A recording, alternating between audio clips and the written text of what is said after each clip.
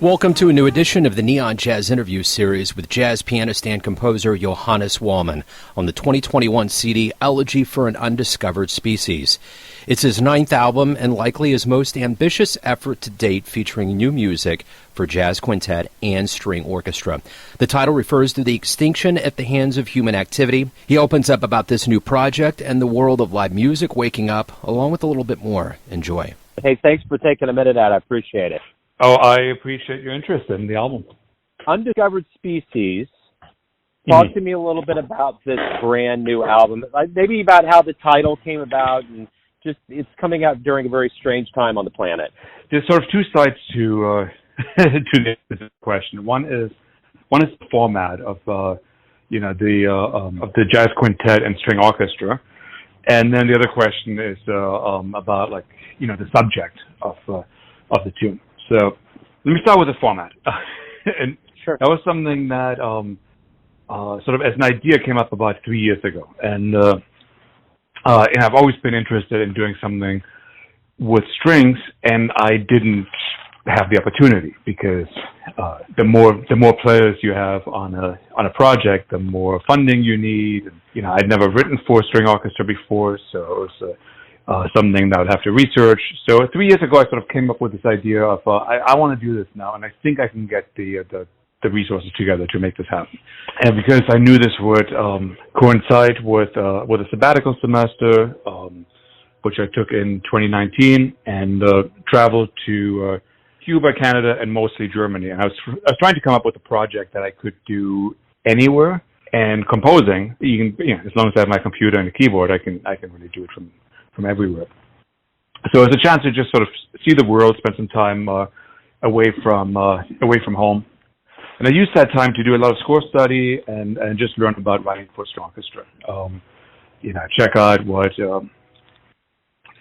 lot of jazz albums that use strings, but also check out a lot of classical music, because frankly, that's where by far the bulk of the great string writing has occurred over the centuries.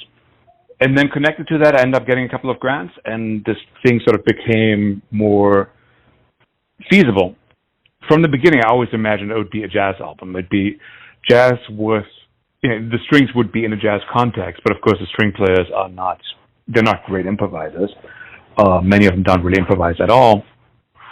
So I wanted to create a situation where they could play to their strengths, which is to just play gorgeous music, to play beautiful counterpoint, and so on, and fit into the orchestra that way, but fit into the jazz ensemble that way, but not approach it like just sweetness, because there's a lot of jazz albums that where the strings are just background, and I didn't just want that. I was like, man, I got these players, they're playing music. I want them to really contribute to this and have interesting parts to play, and not just play whole notes tied to whole notes and so on, but play melodies. So there's times when they have the melody. There's times when the featured soloists, and those solos are written out. But that was the approach behind that. So so there was a lot of writing that went into that, because that's a much more intricate kind of composition. And I just needed to make sure that I had the time available to do that. So so it's been something that's kind of was in the works for almost 2 years before we made the recording. And then the recording happened, and that was right before the COVID shutdown. So once we recorded, then I had the raw files on my computer, but it took a while longer to actually mix it and so on. So it's kind of been a long process. What are the Undiscovered Species? What's kind of the motive behind the title? Okay, all right. So the album, there's not a, other than the instrumentation, there isn't sort of a single through line in terms of all 6 compositions, but it is bookended by these 2 ideas that really play, that have just been really important to me, and frankly, I think to just about everybody who's paying attention, which is the issue of what we're doing to the planet, habitat destruction and so on. So the Undiscovered Species is one of the many species that are going extinct every day. Every day we're wiping out animals, plants, fungi, just different species before we even have had a chance to discover those species. It's after the fact that sometimes we realize, oh my God, there was this this brilliant species, or maybe just not that it's brilliant, but it was there and now it's not, and that's a forever loss. And so often we're not even aware that it's happening because we haven't even discovered these things yet. So I thought, well, as a jazz musician, what can I do? What can I do about that? And not a whole lot. I mean, there are people doing great work, scientists and conservationists and so on. And there's not a whole lot I can do aside from the things I do in my own life, which individually none of us have much of an impact. But my special skill is that I'm a composer. I'm a musician. And I thought, well, one of the things I can do is at least write a song for one of these species.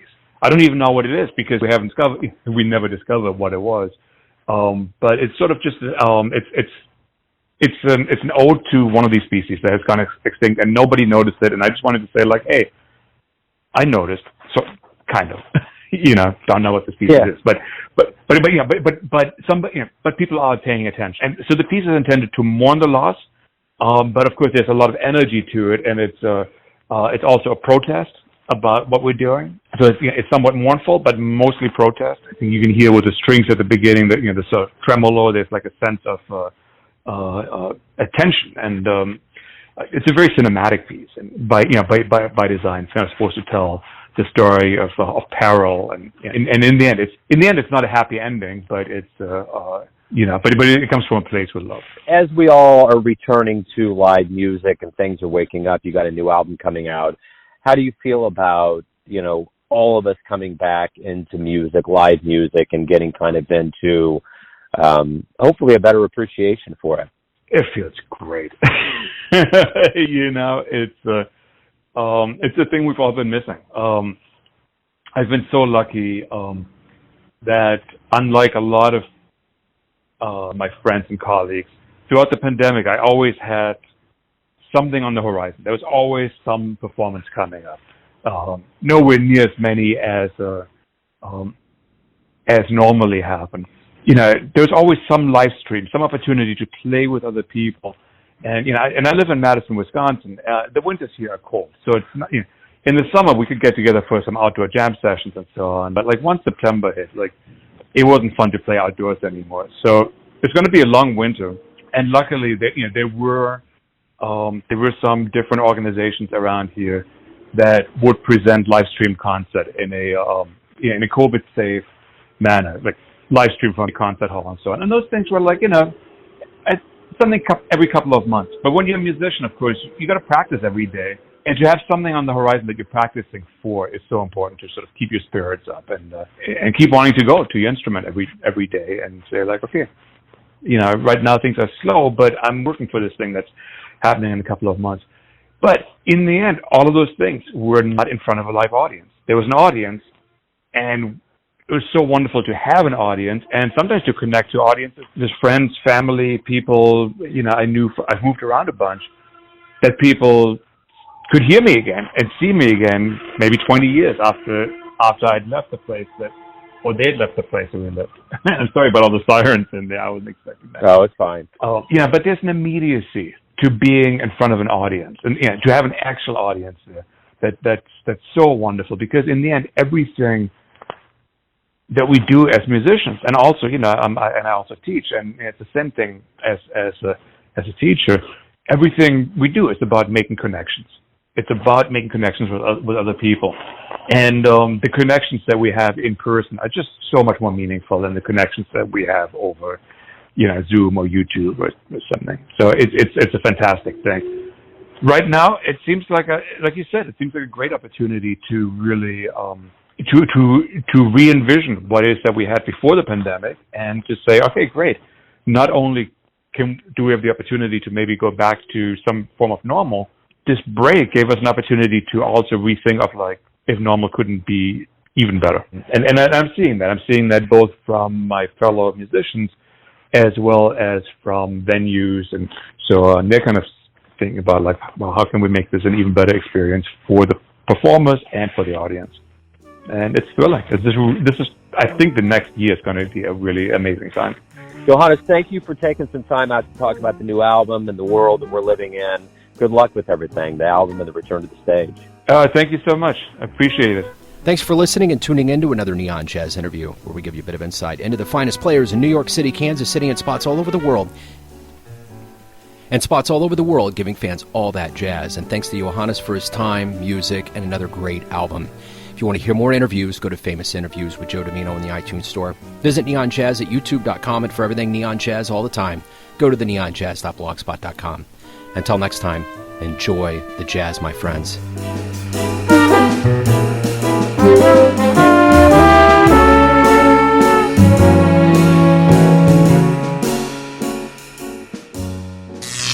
Neon Jazz.